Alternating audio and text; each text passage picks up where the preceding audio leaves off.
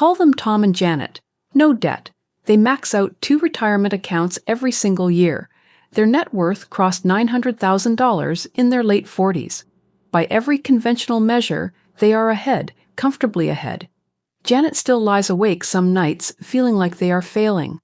What's actually driving that feeling has almost nothing to do with their bank account, and it doesn't come up until later in this video. But once you understand the mechanism behind it, you'll understand why so many people who are doing everything right on paper still feel like they're falling behind, and why that feeling is far more common and far more explainable than most people realize.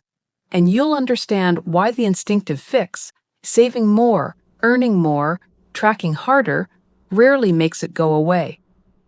This is a composite story built around a pattern financial counselors describe seeing constantly.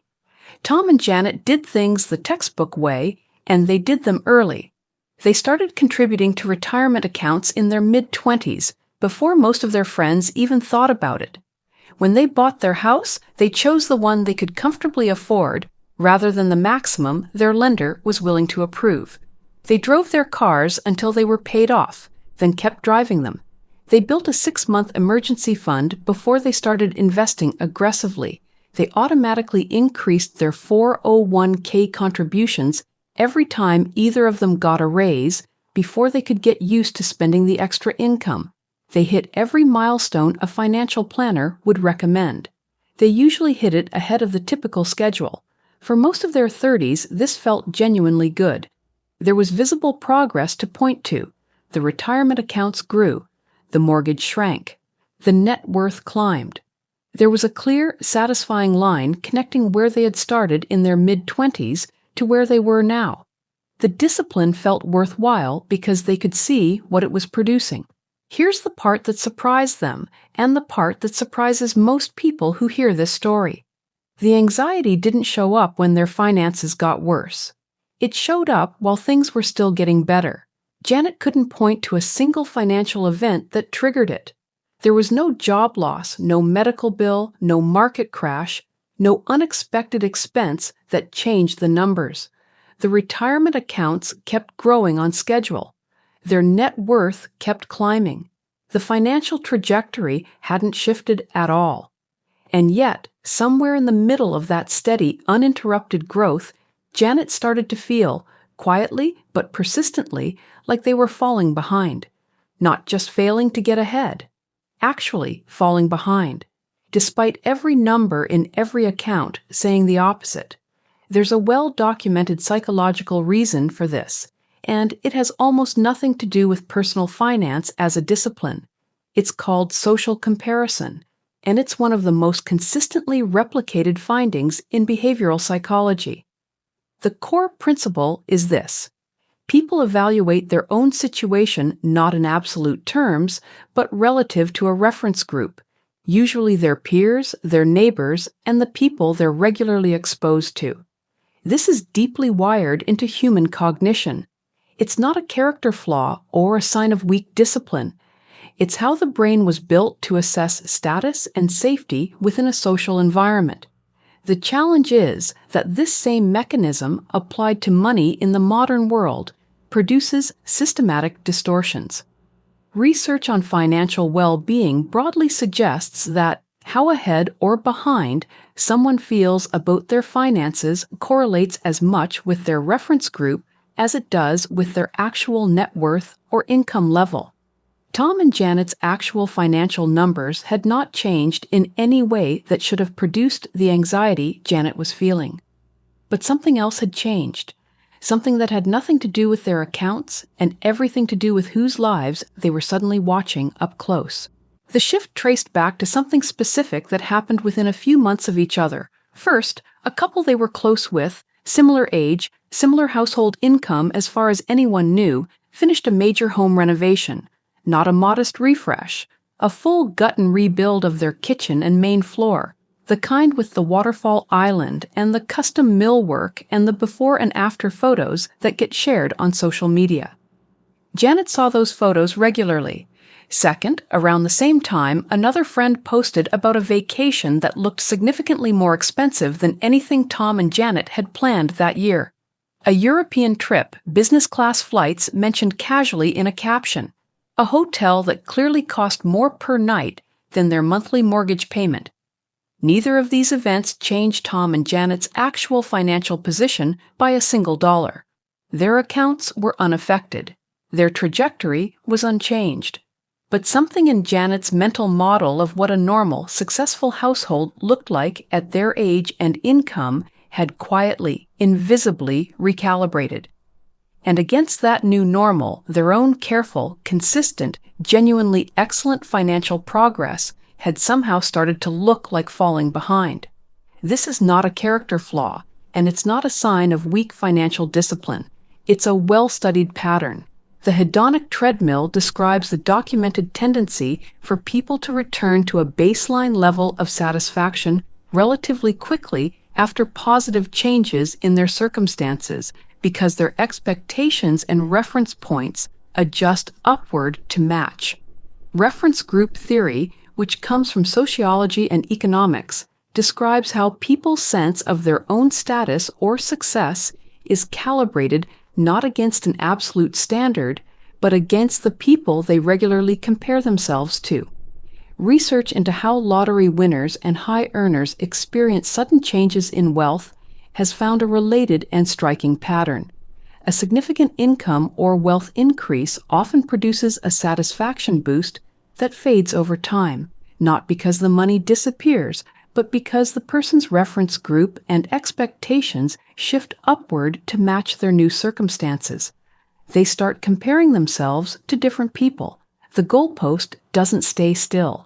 It moves with you, which means more money on its own rarely resolves the underlying feeling of being behind, because the feeling was never really about the absolute number to begin with. Here's where this moves from an interesting psychological observation into something with real financial stakes. The feeling of being behind, when it's left unexamined and unnamed, tends to push people toward financial decisions that can actually create real problems. Some people respond by working more hours than their health and relationships can sustainably absorb, chasing a number they've implicitly decided would finally feel like enough, not realizing the goalpost will keep moving regardless of how much they earn. Some people take on investment risk that genuinely doesn't fit their actual timeline or financial situation, trying to generate the kind of returns that might let them catch up to an artificial benchmark that was set by someone else's kitchen renovation. Some people quietly increase their own spending to match a lifestyle they're observing from the outside, mostly through curated social media posts, without fully registering that they're doing it. Real lifestyle inflation, driven not by a genuine change in what they value, but by a change in their reference point. And some people simply carry the anxiety as a background state for years, never quite enjoying what they've built because it never quite feels like enough.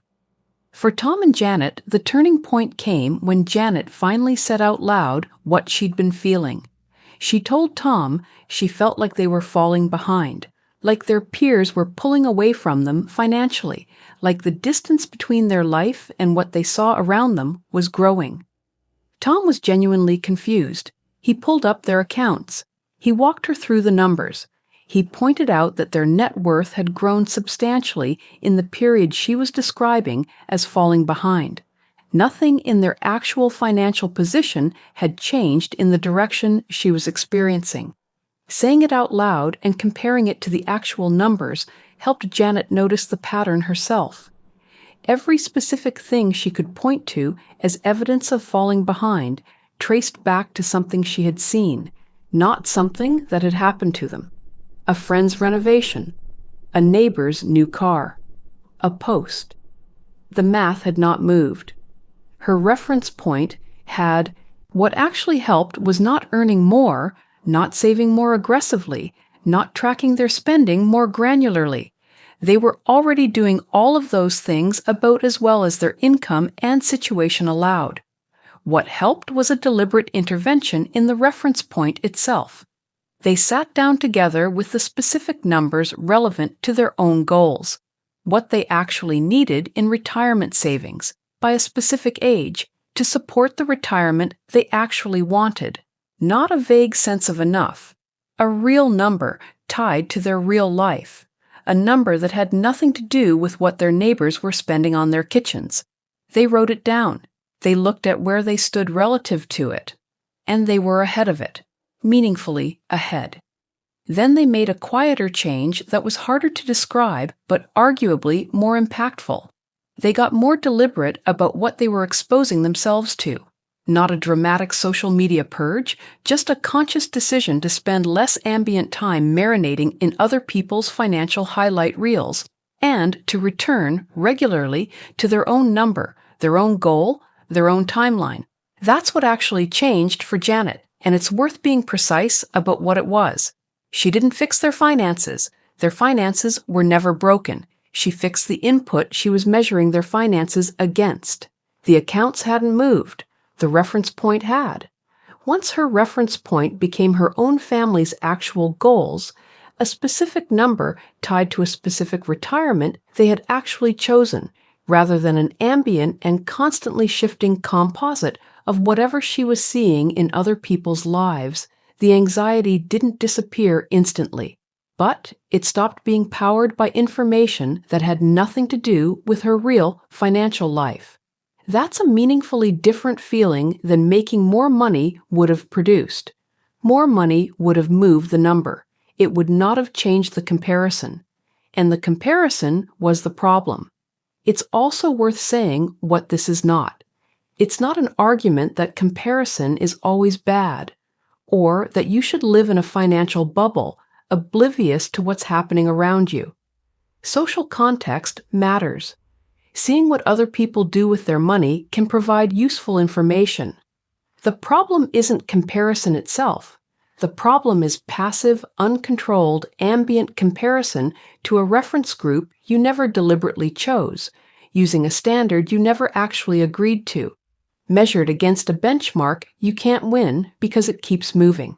The fix is replacing that passive comparison with a deliberate one. Your actual goals, your actual number, your actual life. If you've done everything financially responsible and you still feel behind, the math is very likely not the problem. The comparison is. And the comparison is almost always invisible until you name it explicitly, because it feels like a financial observation when it's actually a reference problem. Naming it, specifically and out loud, tends to provide more relief than any spreadsheet, because no spreadsheet can fix what it can't see. This is for educational and entertainment purposes, not personalized financial or psychological advice. If financial anxiety is significantly affecting your daily life, a financial counselor or therapist can help you work through it directly. There's a video on this channel that walks through exactly how to calculate your own specific financial target, so you have something real to measure against instead of an invisible moving reference point.